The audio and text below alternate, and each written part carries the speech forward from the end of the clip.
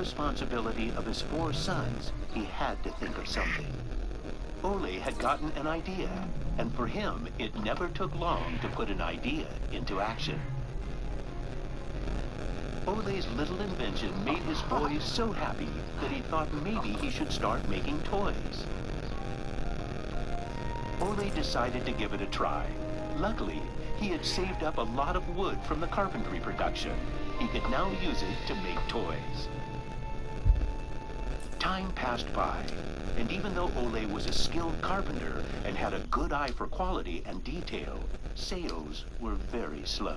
Luckily, one of his sons, Gottfried, started helping out his dad after school. Together, they just barely managed to keep up the production. Eventually, word began to spread that wooden toys of the finest quality were being made in the little workshop in Billund. One day, a man drove into town, a man who would change Ole's future. He was a wholesaler from Fredericia. I've heard that you're making some very nice wooden toys. Well, one does his best. The wholesaler was very impressed with all the wooden toys and placed a big order before he left.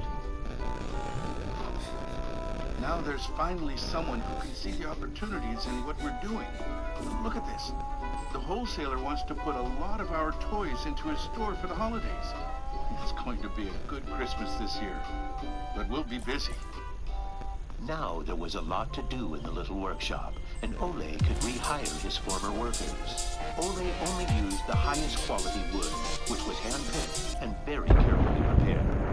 They worked day and night to get the order finished, so the wholesaler could get the toys out in stores before Christmas. Is there something wrong, Dad? I'm afraid that we're in big trouble.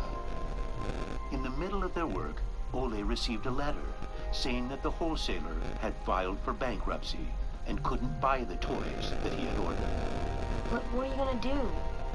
What about Christmas? Now we can't even afford food? I'll do it. What are you gonna do, Dad? I'll do it myself. I'll drive around selling the toys. There was no time to lose. Ole packed the car with all the toys and drove off. Ole was a very good toy maker, but was not a very good salesman. He didn't like praising himself or talking about how carefully the toys had been made.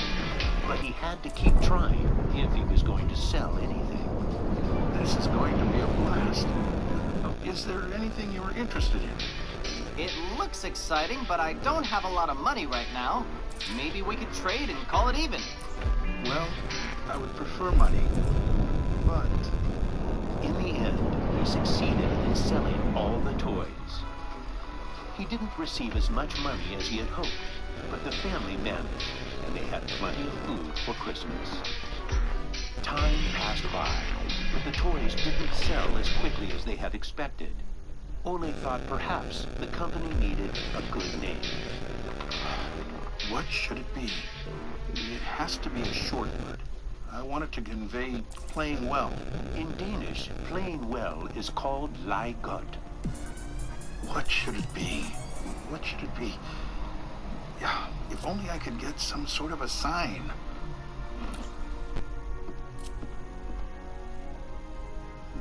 Lego. As you can see, Ole himself ended up finding a very suitable name. But what he didn't know was that in Latin, the word Lego means I put together. The name Lego was well received, and the company slowly started to move forward. We have made 3,000 crowns this year, and we have more orders than usual. Did you say 3,000 crowns? Then you need to see what I've been looking at. Even though Gottfried wasn't comfortable spending money on a milling machine, he could see that it was useful and that the quality of the toys improved. Could you finish the last batch and get it ready for shipping? I will. Dad, I saved a lot of money for the company today. Really? How? I figured we could save money on the lacquer, so I only coated the ducks twice instead of 3 times. You what? Unfortunately, Gottfried's idea didn't go over well with Ole. Ole made Gottfried unpack all the ducks himself, give them the last layer of lacquer, and bring them back to the train station. Ole believed in high quality and not cheating his customers.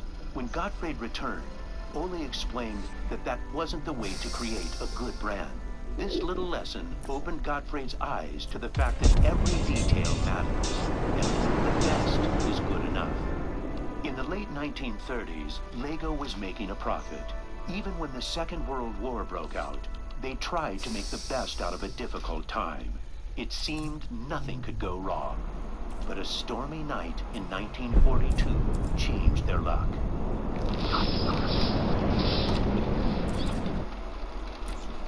There's a fire! The workshop is on fire! But when the firemen arrived, they were unable to save the workshop.